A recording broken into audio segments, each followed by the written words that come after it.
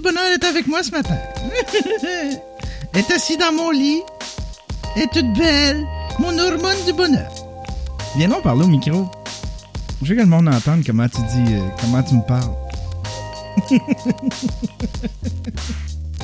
Elle est toute gênée. Ouais, viens me faire la lecture là, sur ma vapoteuse. Ça me donne mal à la tête.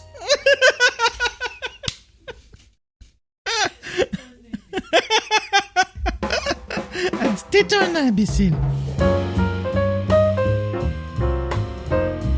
L'autre jour, ma blonde m'a amené, elle dit, on va marcher. Tu voulais aller faire quoi? C'était quoi ton idée de départ? Aller prendre l'air. Ma blonde, là, ça fait depuis qu'on a commencé à se fréquenter qu'elle veut m'amener aux hostiles de Boucherville. On pourrait aller aux îles de Boucherville. Quand j'ai connu ma blonde, pour la séduire, puis évidemment, pour pas passer, tu dis pas que t'es un gars paresseux, t'es un gars casanier, t'es un gars qui reste chez eux, t'es un gars qui bouge pas. Ben, j'ai dit tout le contraire à ma blonde. Quand on s'est connus, on se parlait sur Tinder, puis on se parlait par texto. Je disais, hey, moi, là, j'étais un aventurier, je marche des kilomètres et des kilomètres dans les montagnes, j'aime faire de la raquette. Tu sais, ça doit faire depuis l'école secondaire, j'ai pas fait de raquette. Ah, moi, j'aime faire de la raquette. J'aime aller explorer. J'aime monter, gravir des montagnes, aller faire de la course. Je fais rien de ça.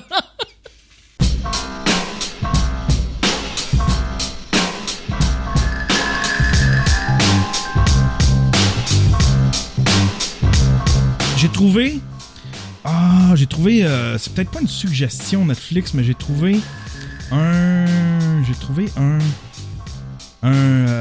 nouveau YouTuber, un nouveau vlogueur. On va aller voir dans la control room.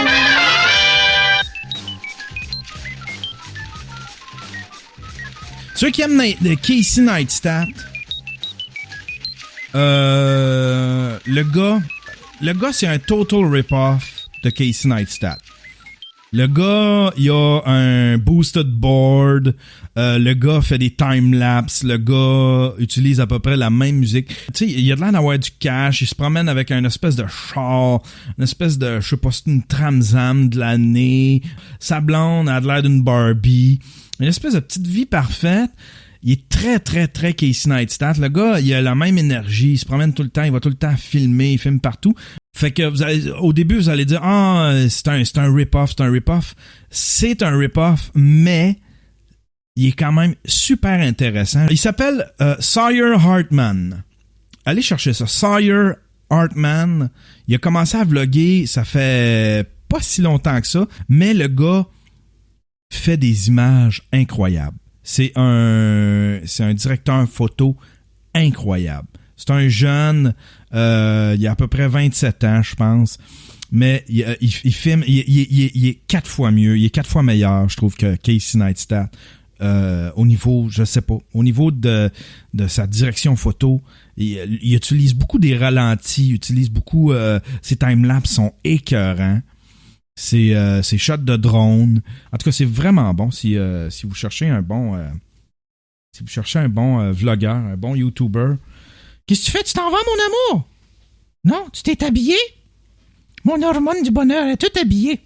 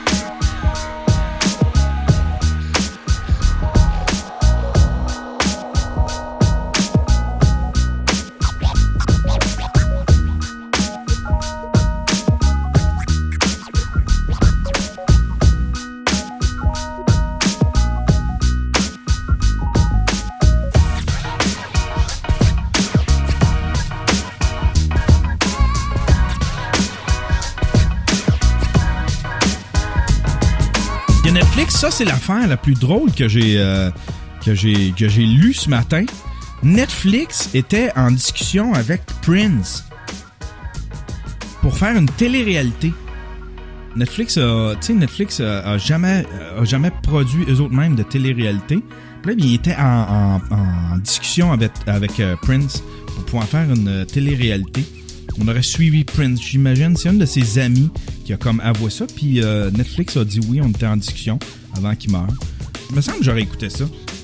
Prince, c'est tellement un personnage mythique. Puis c'était tellement un personnage aussi discret. Tu sais, tout le monde qui le connaisse disent qu'il y avait un humour incroyable, qu'il y avait une espèce de point d'attraction aussi incroyable. Mais tu sais, on pouvait pas le dire. Tout ce qu'on voyait de Prince, c'était lui qui faisait de la musique. Souvent, il allait faire des shows, il se mettait de dos parce qu'il voulait que les gens se concentrent sur sa musique. Chris, me semble, tu vas pas voir un show de Prince pour le voir de dos, mais en tout cas, je sais qu'il y avait un show fait ça. Je pense que c'est Howard Stern qui avait décidé, sa blonde avait dit on va voir un show de Prince. Il s'était présenté, puis Prince avait fait son show de dos, puis Howard Stern était en tabarnak. Mais tu sais, il faut le comprendre un peu. Mais tu sais, c'est ça, c'est un personnage très, très mystérieux qui va tout le temps rester très mystérieux. Ça aurait tellement cassé ça.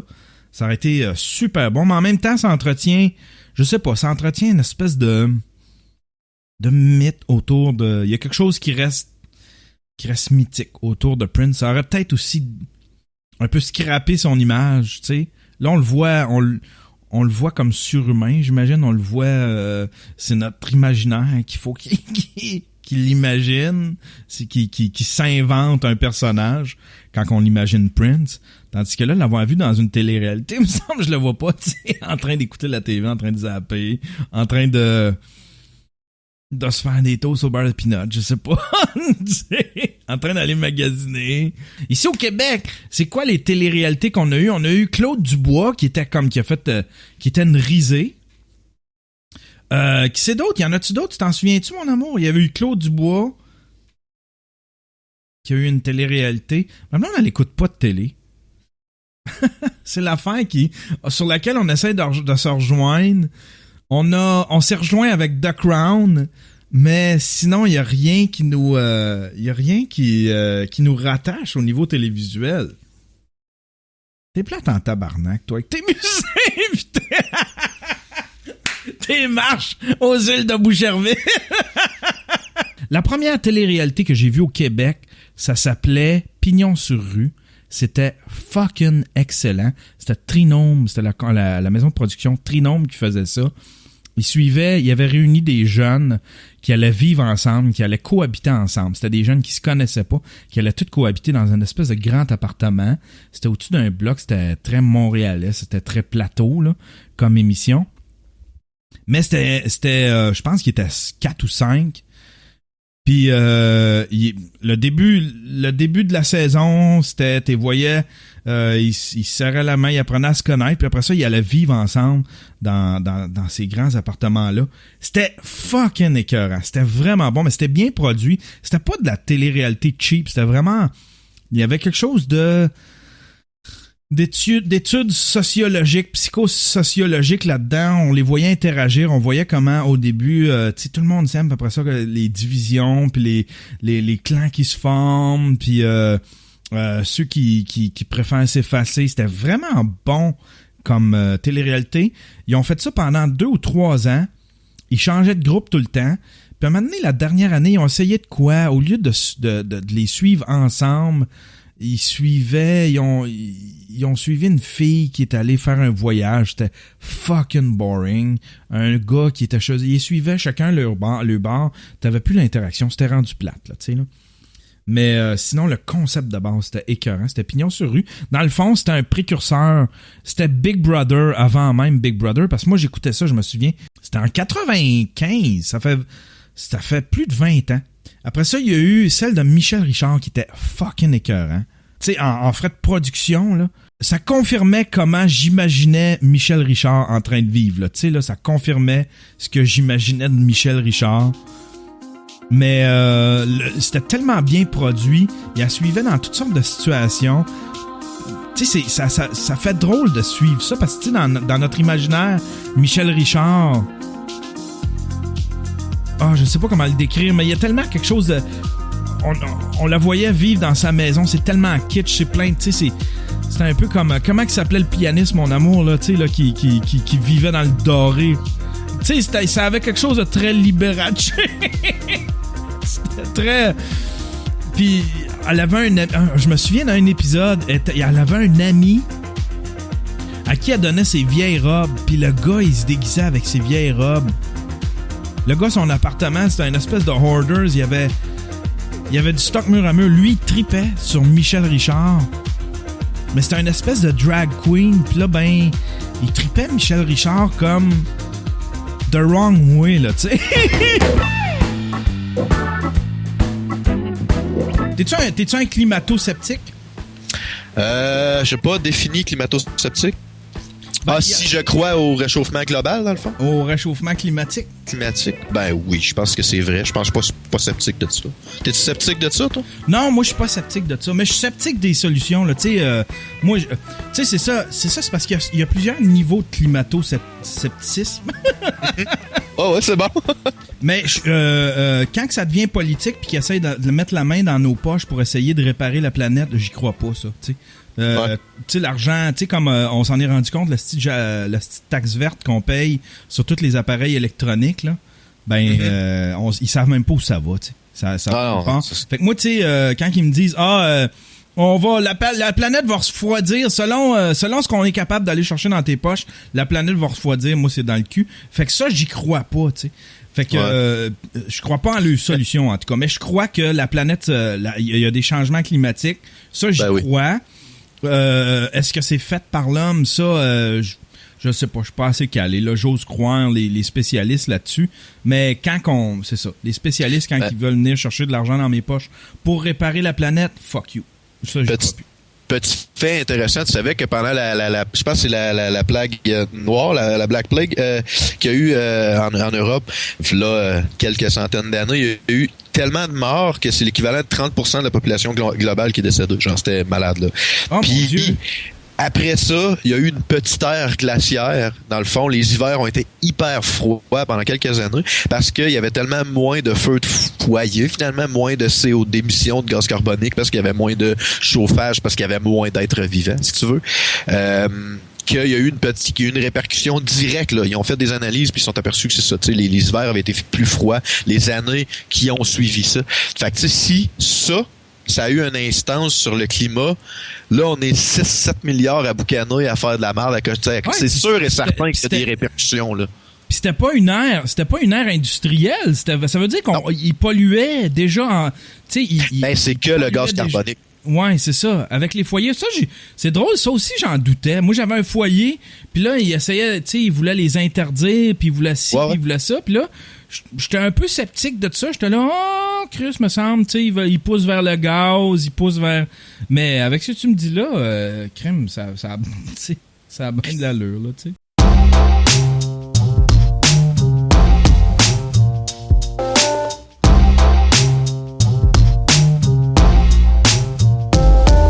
C'est prouvé. Si tu veux que les gens copient pas ton jeu, qui piratent pas ton jeu, fais un bon jeu. Le monde va l'acheter. Tu sais, cette industrie-là, mon gars, est tellement concentrée à éviter le piratage puis à faire acheter les jeux d'avance qu'ils ont oublié que à la base, ton jeu, ça va être un succès si c'est un bon jeu. C'est comme on dirait, c'est plus un facteur. Fait que t'as des estis de merde qui sortent, man. Cette année, No Man's Sky, qui est un jeu qui avait été vendu à des millions d'exemplaires avant sa sortie, c'était hypé les médias de jeux vidéo. Mon gars parlait de ce jeu-là comme l'avènement du Messi. C'est des... Ouais, c'est-tu l'affaire que tu te promènes, c'est un espèce de monde... Dans une galaxie, ouais. Chris, que ça a de l'air plate. Le gars, moi, écoute, moi, je m'intéresse pas à beaucoup de jeux, mais le logo, je le trouvais beau. Je trouvais qu'il y avait quelque chose de simpliste, puis il y avait quelque chose de très beau dans la facture visuelle. J'avais vu quelques images comme ça. Fait que j'étais allé voir une vidéo où est-ce que le gars, il fait une espèce de review de ça. Tout ce qu'il fait, il marche. Il marche, puis là, d'un coup, il va en dessous de l'eau, il ressort de l'eau, il embarque dans un vaisseau, il se promène. Mais j'ai fait comme... Tu peux-tu chatter? Tu peux-tu tirer du monde? C'est quoi? Chris, tu fais quoi? Là, il vendait ça, je pense qu'il vendait ça comme un jeu qui évolue, c'est un univers qui évolue constamment ou C'était ça le but, mais tu sais, moi je l'ai acheté, je l'ai pas précommandé, je l'ai acheté mais première journée parce qu'il était tellement hypé ce jeu-là, puis moi je ne précommande pas du jeu, fuck it. Mais là, tellement que tout le monde qui en parlait, fait que là je me suis mis à aller regarder des vidéos, puis là, ils se sont fait poursuivre la compagnie qui a développé ça pour fausse publicité, puis là à date qu'ils ont gagné leur cause, le juge a pas dit que c'était vrai qu'il avait utilisé des, sauf que c'est c'est sur la ligne de, mettons. Puis moi, j'ai regardé des vidéos, ça avait de l'air plein, ça avait de l'air le fun, puis c'est ça, c'est vide, puis c'est plate, mais moi, j'ai joué, mettons, une dizaine d'heures avant de m'écœurer. Puis les 10 heures que j'ai joué, OK, c'est slow, c'est drabe un peu, mais c'est reposant, ça chill, tu sais, tu te promènes dans ton univers, tu découvres des trucs, puis j'avais du plaisir jusqu'à temps que je réalise qu'une fois que tu as joué 10 heures, tu peux jouer 1000 heures, c'est la même affaire. Tu sais, t'as fait le tour, t'as découvert toutes les technologies qu'il y a à découvrir, puis t'auras jamais d'autres affaires qui vont se passer. Fait que c'est là que j'ai fait comme là, tu sais. Moi, je jouais... Ils se sont fait poursuivre pour fausse représentation. C'était quoi la fausse... Ouais. Ils disaient quoi? C'était quoi les arguments, mettons, que le monde a dit, c'est pas ça? En gros, il avait dit en entrevue qu'il était pour avoir du multiplayer. Finalement, il n'y en a pas eu. Le jeu il est pas capable de supporter le multiplayer. La seule interaction multiplayer que tu peux avoir, c'est si moi je découvre une planète et que leur univers se génère au hasard, puis c'est un univers de milliards de planètes là. Leur algorithme il est fait comme ça. Fait que si tu arrives sur une planète que quelqu'un d'autre a découvert, ça va être écrit que c'est cette personne-là qui a découvert cette planète-là. C'est ça l'interaction multiplayer. Puis genre, mais tu peux pas le voir, tu peux pas être à côté, tu peux pas être tout, tu sais, tu peux pas peux pas, c'est intangible. Ah, pour vrai, fait que t'as absolument rien, t'as juste des bebites, tu peux pas interagir. C'est même pas multijoueur, genre comme Doom, où est-ce que tu te revires puis la personne est là? Fuck all, il y a aucun... Écoute, il avait dit en entrevue, puis ça, il y a des clips de ça, il avait dit en entrevue, si par le multiplayer va être rare, mais si par le tout hasard t'arrives sur la même planète qu'un autre joueur en même temps, là, il a fait une espèce de smile de genre, il va peut-être avoir des interactions.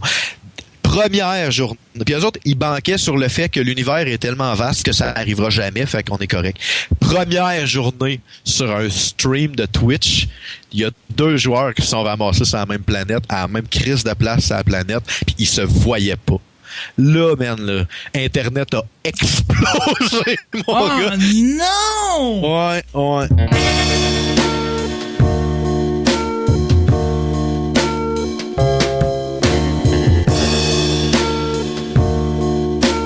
En train d'apprivoiser ma caméra, ma nouvelle caméra, ma T5i. J'étais en train de l'apprivoiser. J'étais encore en train de me filmer, c'est la 2e fois. J'ai fait un épisode de mon vlog. Ça fait longtemps que je parle que je veux vlogger. Puis j'ai décidé de faire un épisode. J'ai décidé d'en faire un épisode. J'ai dit, je vais faire un épisode. J'avais tout ce qu'il fallait pour faire un épisode. Je m'étais filmé même une petite intro bien le fun. J'avais toutes mes time-lapse pour ça. Je m'étais enregistré des bouts de stream. Puis j'ai tout monté. Puis je trouvais ça super bon. J'étais tellement fier. J'ai failli le mettre en ligne. Mais là, j'ai comme pogné la chienne. Puis je l'ai pas uploadé. Puis à un moment donné, plus en soirée, je l'ai réécouté, mais je l'ai réécouté sur ma télé. Puis là, ben, j'ai découvert... c'est que j'ai bien fait de pas le mettre en ligne. J'ai découvert en l'écoutant sur ma grosse télé, j'avais un espèce de gros bouton d'acné juste sur le bord de la narine. Tu sais, il était prêt à exploser, là. Il était blanc, il voulait exploser. Il voulait se propulser. Il était tout blanc, il était gros, il était dégueulasse, puis il traînait comme juste sur le bord du trou de la narine, fait que ça a soit de l'air du bouton que c'est, ou ça a de l'air d'une grosse crotte de nez qui traîne en dessous de mon nez. Là, j'ai fait comme, je peux pas mettre ça en ligne, tu sais. Moi, là, je suis devenu trop self-conscious, puis là, je regardais tous les petits bouts qui dépassent. Tu sais, j'ai 44 ans. Si je suis en train de me désintégrer, là, tu sais, là, j'ai des poils dans les oreilles. Tu sais, j'ai de la barbe tout croche, j'ai plus de cheveux, Astifi. Ma blonde a fait signe que non. Ben oui. Qu'est-ce que tu me trouves? T'as de l'air... Elle dit, t'as de l'air gentil. Ah, va chier, tabarnak.